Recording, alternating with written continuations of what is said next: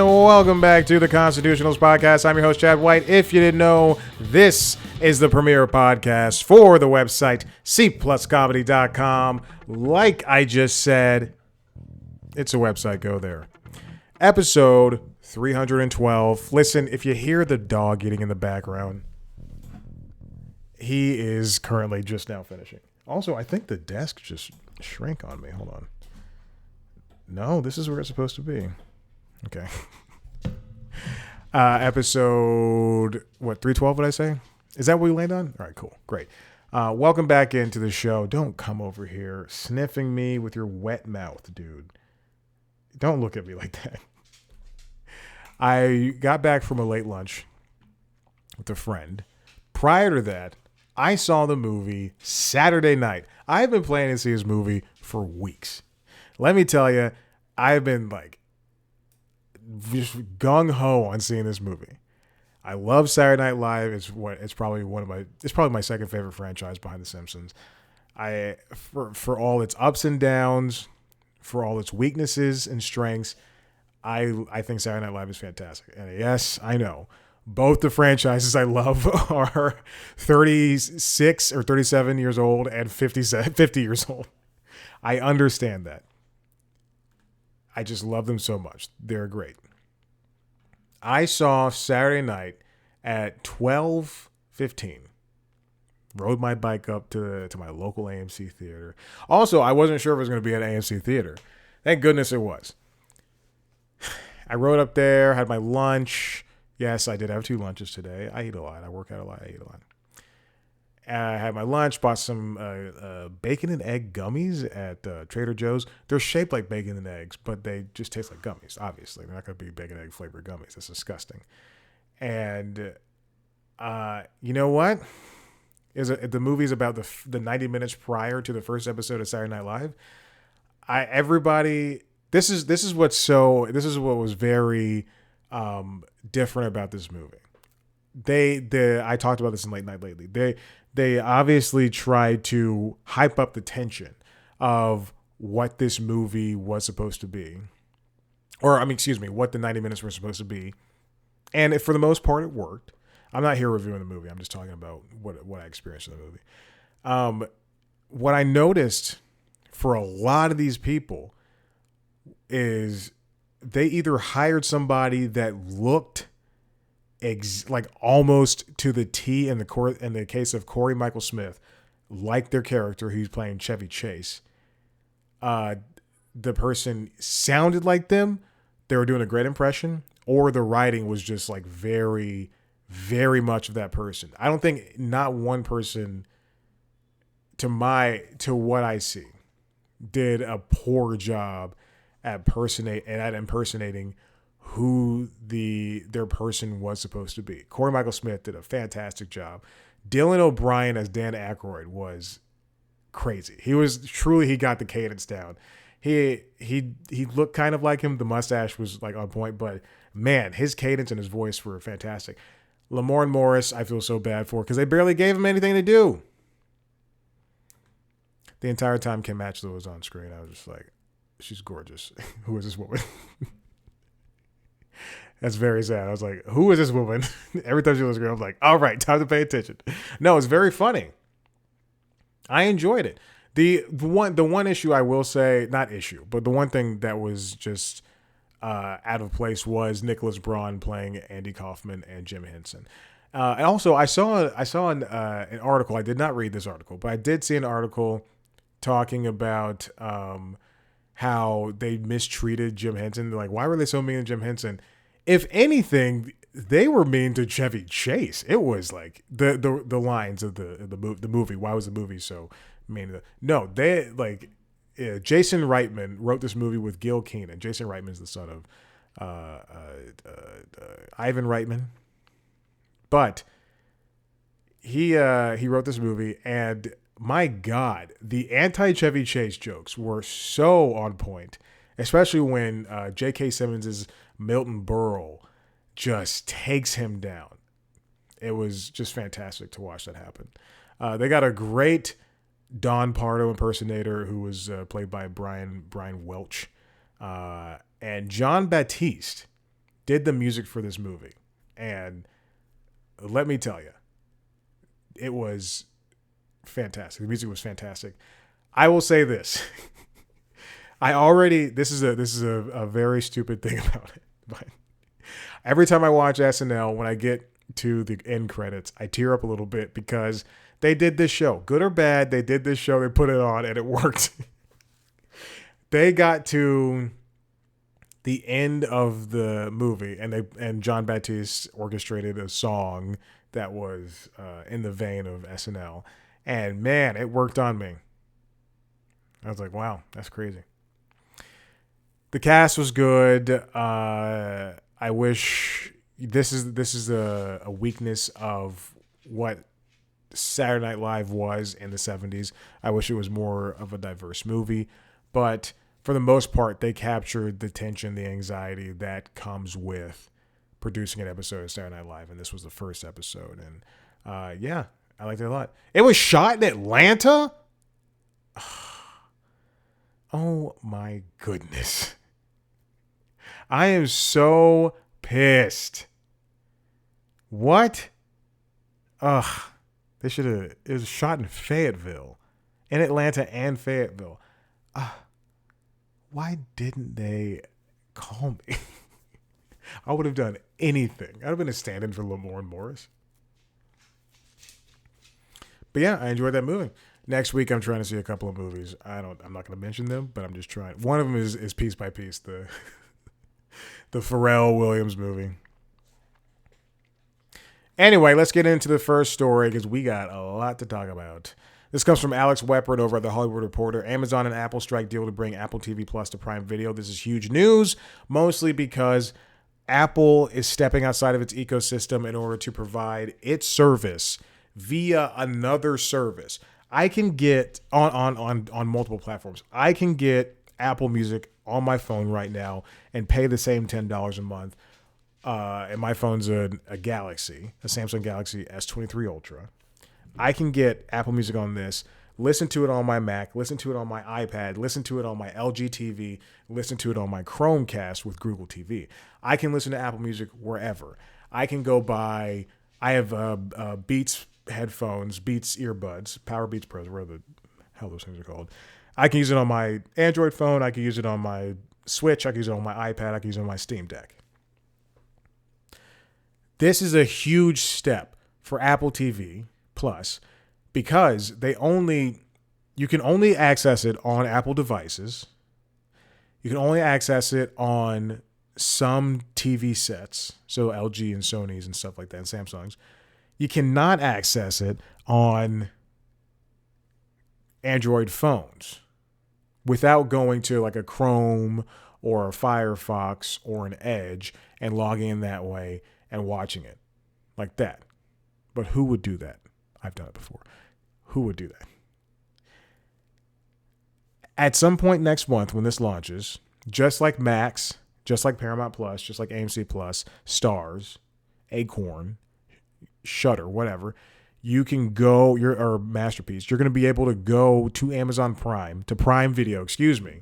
You're going to be able to go to Prime Video, and you're going to be able to subscribe to Apple TV Plus. Amazon's obviously going to get a fraction of that, in the same way that Google gets a fraction of Apple Music subscribers from the Google Play Store. It's going to cost the same $10 per month, and you're going to be able to be on Prime and go from The Boys to I just finished Bad Monkey. As much as I know this kind of pains Apple to do this, this is a fantastic idea they should have gone with a year ago. Because I can go on Prime Video right now on my iPad and buy a movie, and Apple will get a little bit of that. Amazon will get the majority of it. And it also saves them from building an Android app, which they should have done when they released the Android TV app. It's ridiculous that it took this long.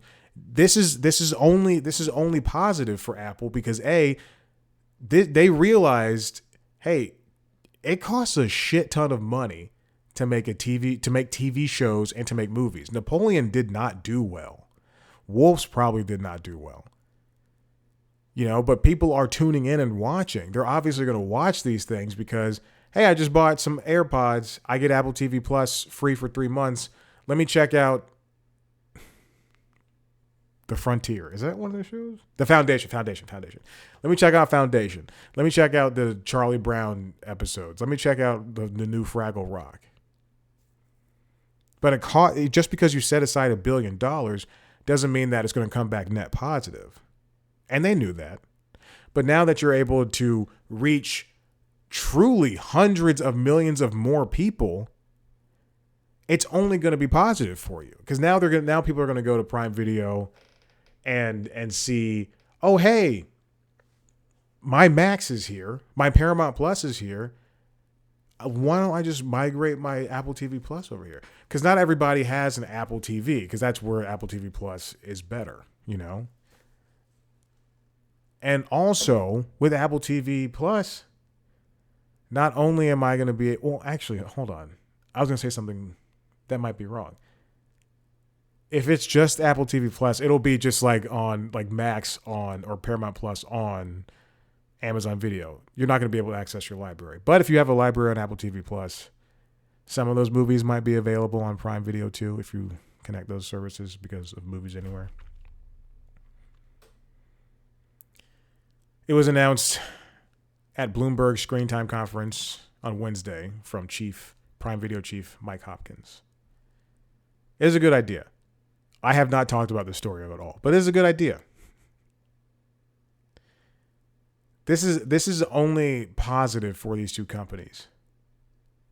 Prime Video is positioning itself as the one place to watch everything.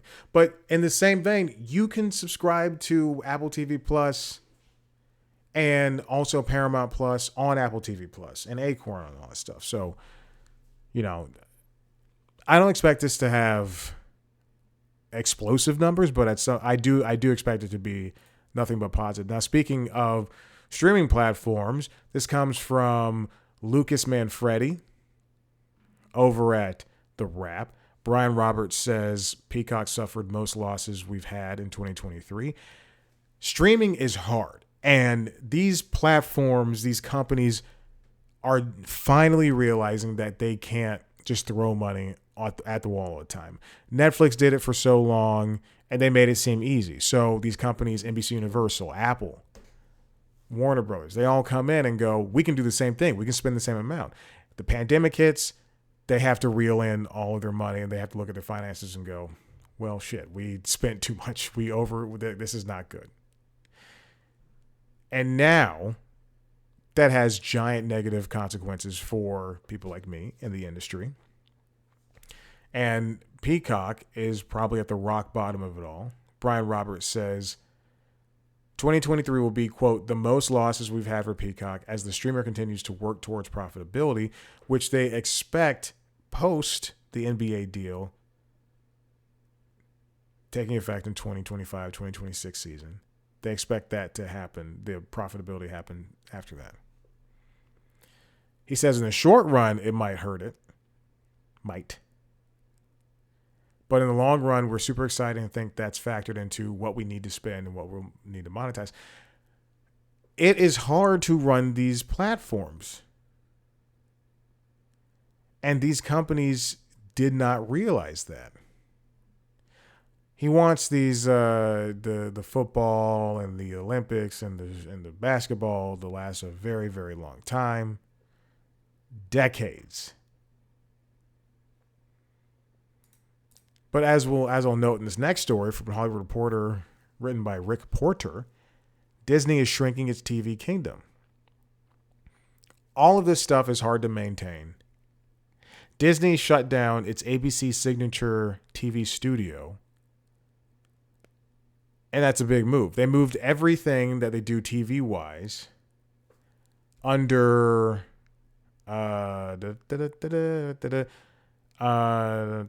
excuse me. They moved everything under Disney TV Studios. Disney Television Studios. And 20th Television.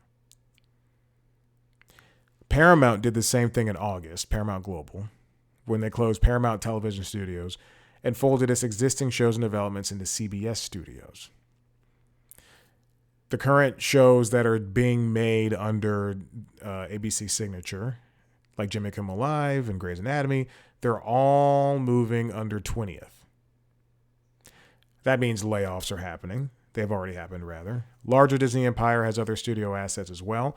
FX Productions supplies FX with programming for Linear and Hulu. Onyx Collective has several shows for Hulu and Disney+.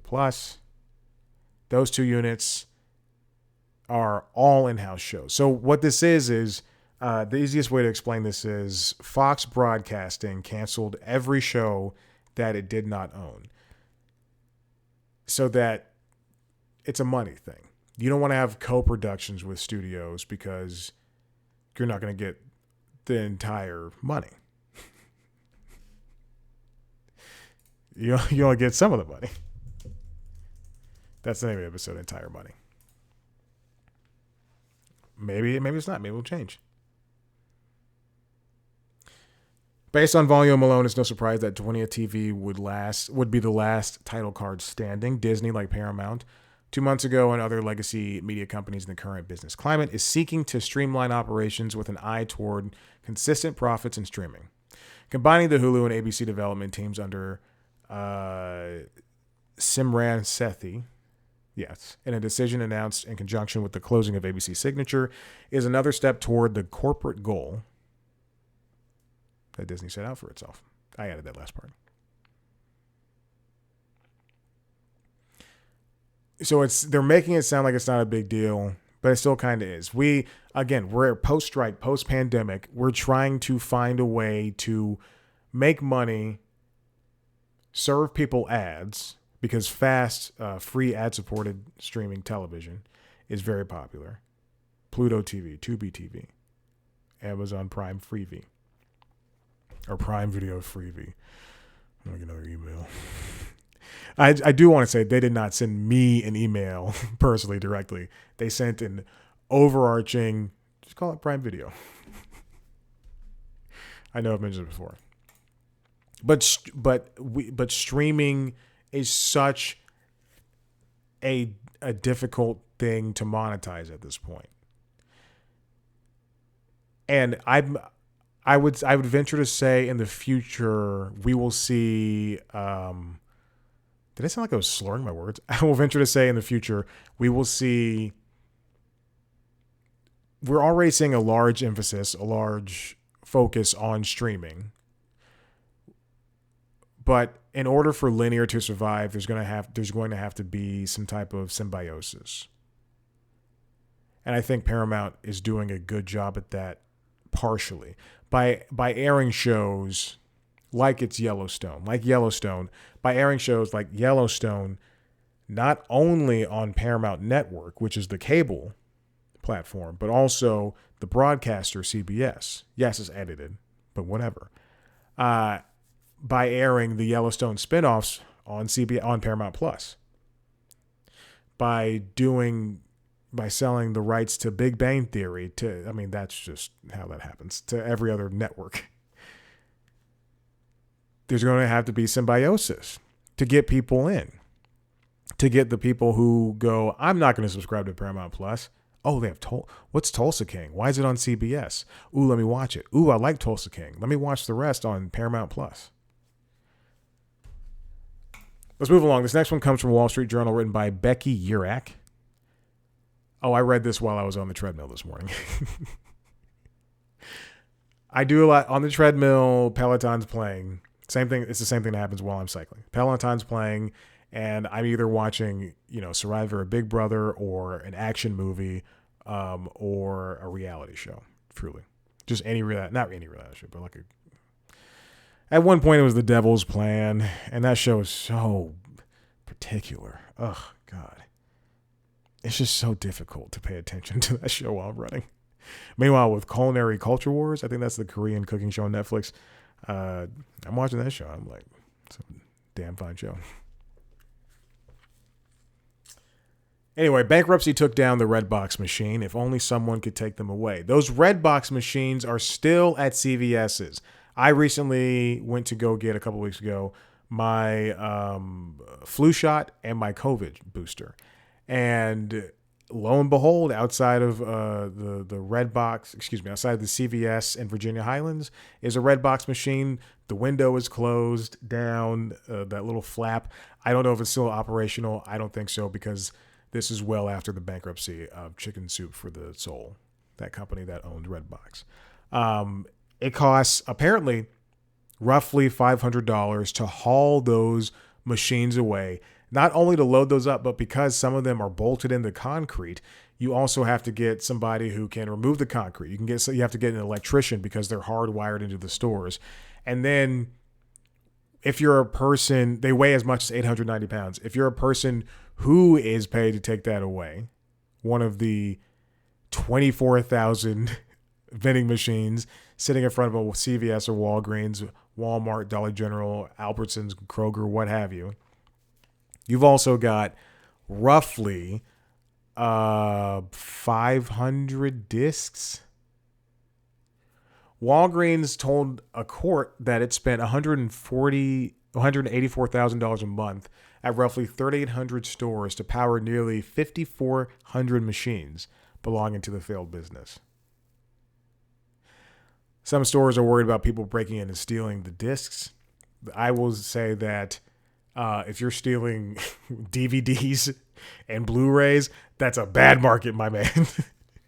Coming from a guy who owns a giant shelf of DVDs and Blu-rays that are worth jack nothing.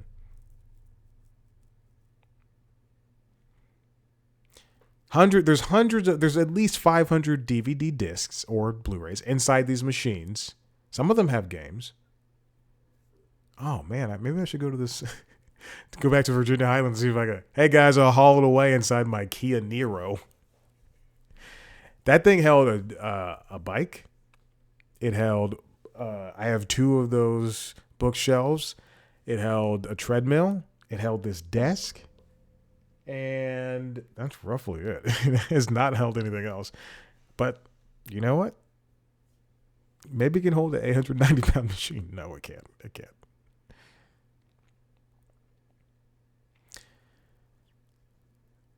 The movies that... What do these people do? These movies, people are worried about the landfill. You're like recycling it. You get roughly...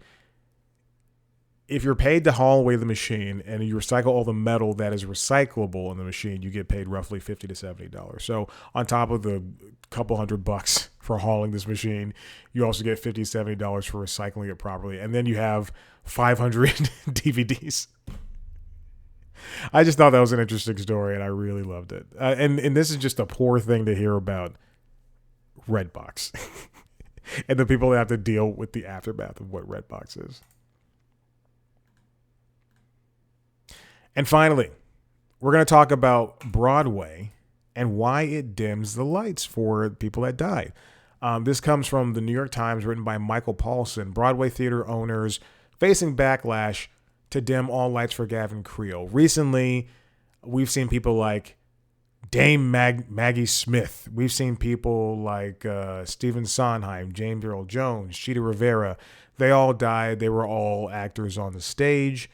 Or people who were involved in the stage. Stephen Sondheim was not an actor, at least I don't think. But they were all involved in Broadway. When they died, lights were dimmed. When Gavin Creel died, who was an actor on Broadway, he had a Tony Award-winning performance for Hello, Dolly in 2017.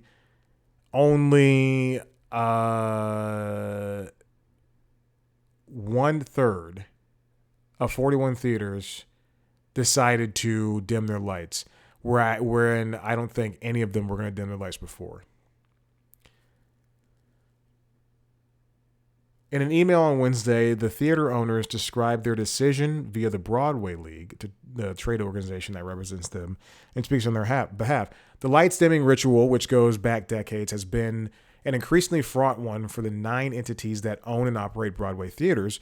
That small group decides not only which Broadway alumni merit such public recognition when they die, but also how many buildings should go dark based on how those landlords evaluate the theater makers' contributions, which is basically saying if the more important you are, the darker, the more lights will go off, and the less important you are, it's not going to happen. This is from the New York Times, written by Michael Pollock, A Brief History of Dimming the Lights on Broadway. Joan Rivers was a big person when she died, and they were not going to dim the lights for her in 2014 when she passed away. This tradition began in the 1950s. Basically, house lights in all Broadway theaters were dimmed in honor of Gertrude Lawrence, who died of viral hepatitis at age 52 in September 1952 while she was starring in the Broadway musical The King and I. And then it happened again with Oscar Hammerstein II in 1960. They did it again with Alfred Lunt in 1977. The Broadway League, which is the trade organization of the people that own the theaters, producers, decide who should get the honor. The marquee usually dim for 1 full minute at curtain time on a show night. It's just to honor people who have passed away. And to say that someone is more important than another person is truly just a despicable thing to do. And it kind of reminds me of when you're at the Oscars or we're at the Emmys, and if 70 people died in a year that were in the entertainment industry and they only honor 50 of them, when you hear the uproar of what happened to the other 20, this person died. Yes. And sometimes they do it to big actors. They do it to people who were writers or producers or lighting people.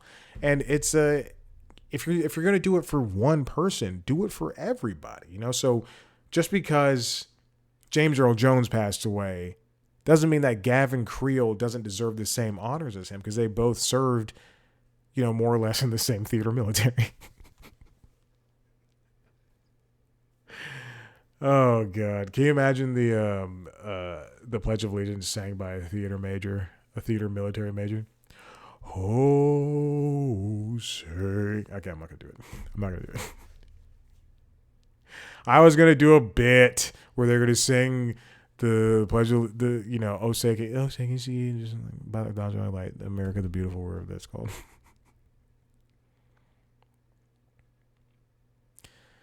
There have been a number of reforms suggested, from allowing a committee of independent experts to determine when the light should be dimmed and to what degree, to doing a regular light dimming ceremony to honor all Broadway contributors as they die, to scrapping the practice. I think it is good to honor these people. I would just treat them all the same. It doesn't make sense to think somebody deserves it better than somebody else. And yeah, I mean, if to some degree, and I know this is kind of the antithesis of what I was saying, of what I was saying, it would, to do it for every single person, the stagehand or whatever. But if it's a famous actor or producer or director or songwriter, yeah, you might as well. It's these people need to be honored in some way, and they've had giant contributions. The first comment, how small, how grasping, how elitist. I don't want to read the rest of that because I know it's going to put me in a bad mood. Oh God, New York Times comment section. If you really want to feel bad about your life, if you want to feel good about your life, about every decision you've ever made, read the comments to The Onion, on Instagram. Just go on The Onion on Instagram and read those. And you'll be like, oh, I'm a sane person. If you ever thought you were crazy, you could have schizophrenia, bipolar schizophrenia. You could be putting ham on your feet and walking like it's sandals. I don't know what that sentence was. You will seem like the most sane person if you read the Onion comment, the comments on Onion on Instagram. It is, oh my God, the comments on Onion posts. Oh my God. Oh, it's gross. Okay, listen. If you like what you heard here, I had to unlock the iPad with my face. Head to the website, cpluscomedy.com, where you can see me talk to famous people sometimes. Either next week or the week after, I will have an interview to post. I have not decided what day because the thing that the person I'm promoting for, I interviewed them for it. It comes out on October 22nd. So either I do it the day after it comes out or I do it the week before. I have not decided. If you want to see a video version of the show, go to youtube.com/comedy. If you want to see a video version of the interviews, go to youtube.com/comedy, where you can also see a video version of the other podcasts, Late Night Lately, the Late Night Show, and LinkedIn Logs, the Jobs podcast. There you go. If you want to follow us on TikTok, Twitter, Instagram, Facebook, that'll be at C Plus Comedy. Follow me on those platforms at Chad Black White. Thank you so much for listening. I appreciate you. Go watch a horror movie. I'm not vamping. You're vamping. Shut up. Okay. I'll see you later. That's the end of this episode. Bye.